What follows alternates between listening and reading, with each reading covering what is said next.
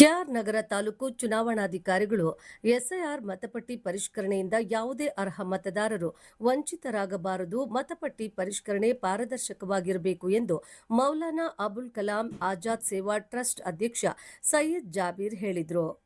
ಪಟ್ಟಣದ doctor B R Ambedkar ಪ್ರತಿಮೆಗೆ ಹಾರ ಹಾಕುವ ಮೂಲಕ ಜಾಥಾಕ್ಕೆ ಚಾಲನೆ ನೀಡಿ ಮಾತನಾಡಿದ ಅವರು, ಕೃಷ್ಣರಾಜನಗರ ವಿಧಾನಸಭಾ ಕ್ಷೇತ್ರಕ್ಕೆ ಸರಿಸುಮಾರು 252 ಬೂತ್ಗಳಿದ್ದು, ಚುನಾವಣೆ ಆಯೋಗದಿಂದ ತಾವುಗಳು ಬಿಎಲ್ಒಗಳು ಯಾವುದೇ ಪಕ್ಷದ ಪರ ಮಾಡಿಕೊಡುದು, ಪಕ್ಷಾತೀತವಾಗಿ ನಮ್ಮ ದೇಶದ ಪವಿತ್ರ ಸಂವಿಧಾನದ ಅಡಿಯಲ್ಲಿ ಅರ್ಹ ಮತದಾರರು ಮತಗಳಿಂದ ವಂಚಿತರಾಗದೆ ಮತಪಟ್ಟಿ ಪರಿಷ್ಕರಣೆಯನ್ನ ಪಾರದರ್ಶಕವಾಗಿ ಮಾಡಬೇಕೆಂದು ಸಂಬಂಧಪಟ್ಟ ಅಧಿಕಾರಿಗಳಿಗೆ ಸ್ಪಷ್ಟವಾಗಿ ನಿರ್ದೇಶನ ಕೊಡಬೇಕು ಎಂದು ವಿವರಿಸಿದರು. ಮತಪಟ್ಟಿಯ ಬಗ್ಗೆ ಜ್ಞಾನದ ಜೊತೆಗೆ ಬಿಎಲ್ಒಗಳು ಆರೋಗ್ಯವಂತವಾಗಿರಬೇಕು. ಅಲ್ಪಸಂಖ್ಯಾತರು, ದಲಿತರು, ವಯೋವೃದ್ಧರು ಗೌರವಯುತವಾಗಿ ಪ್ರಶ್ನೆ ಕೇಳಿ ಸಂಬಂಧಪಟ್ಟ ದಾಖಲೆಗಳೊಂದಿಗೆ ಸಂದರ್ಶನ ಮಾಡಬೇಕು ಹಾಗೂ ಸೂಕ್ತವಾಗಿ ಸಂದರ್ಶನ ಮತ್ತು ಚುನಾವಣಾಧಿಕಾರಿಗಳಿಂದ ಯಾವುದೇ ಲೋಪಗಳು ಆಗಬಾರದು ಎಂದು ತಿಳಿಸಿದರು.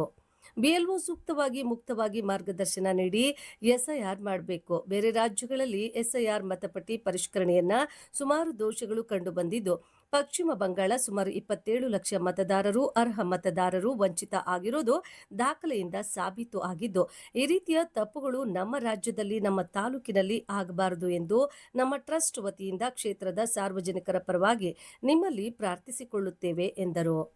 ಪ್ರಜಾಪ್ರಭುತ್ವ ವ್ಯವಸ್ಥೆಯಲ್ಲಿ ಡಾಕ್ಟರ್ ಬಾಬಾ ಸಾಹೇಬ್ ಅಂಬೇಡ್ಕರ್ ಅವರು ಮತದಾನದ ಹಕ್ಕು ಕೊಟ್ಟಿರುವುದು ಸಂವಿಧಾನ ಅಡಿಯಲ್ಲಿ ಬಡವ ಶ್ರೀಮಂತರಾಗಲಿ ಅಂಗವಿಕಲರೇ ಆಗಿರಲಿ ಮಹಿಳೆಯರಿಗೆ ಒಂದು ಮತ ಕೊಟ್ಟಿರುವುದು ಪ್ರಜಾಪ್ರಭುತ್ವದ ಶಕ್ತಿ. ನಮಗೆ ಧಾರ್ಮಿಕ, ವಾಕ್, ಆಹಾರ ಹಕ್ಕು, ಸ್ವಾತಂತ್ರ್ಯ ಸೇರಿದಂತೆ ಎಲ್ಲ ರೀತಿಯ ಸ್ವಾತಂತ್ರ್ಯಗಳನ್ನು ಕೊಟ್ಟಿರುವುದು ನಮ್ಮ ಸಂವಿಧಾನದ ಅಡಿಯಲ್ಲಿ ನಮ್ಮ ಮತ ನಮ್ಮ ಹಕ್ಕು ಎಂದು ಹೇಳಿದರು.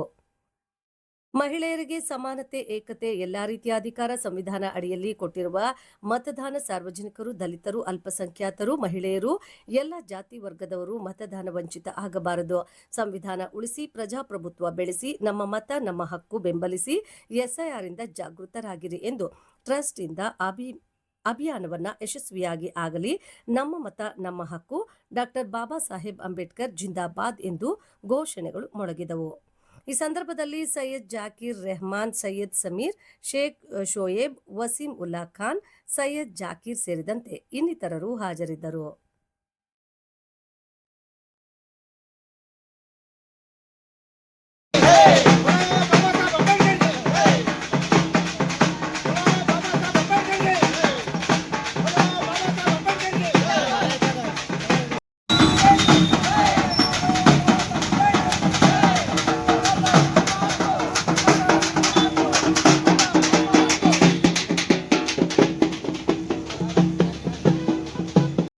ಕಾಲೋನಿಲೆಲ್ಲ ಸ್ವಲ್ಪ ಇಲಿಟ್ರಸಿ ಜಾಸ್ತಿ, ಅವಿದ್ಯಾವಂತರು ಜಾಸ್ತಿ, ವಯಸ್ಸಾದವರು ಜಾಸ್ತಿ. ಅವ್ರ ಜೊತೆ ಸರಿಯಾದ ನಡತೆಯಲ್ಲಿ ಅವರಿಗೆ ಸೂಕ್ತವಾದ ಮಾರ್ಗದರ್ಶನ ಕೊಟ್ಟು ಅವ್ರಿಗೆ ಸಂಬಂಧಪಟ್ಟ ದಾಖಲೆಗಳ ಸಮೇತ ಅವರು ಫಾರಂ ನಂಬರ್ 7 ಭರ್ತಿ ಮಾಡಬೇಕು. ಇದು ನಮ್ಮ ಮೌಲಾನಾ ಅಬುಲ್ ಕಲಾಂ ಆಜಾದ್ ಸೇವಾ ಟ್ರಸ್ಟ್ನಿಂದ ಆಗ್ರಹ ಮಾಡ್ತಾಯಿದ್ದೀವಿ. ಇದು ದೇಶಾದ್ಯಂತ ನಡೀತೈತೆ.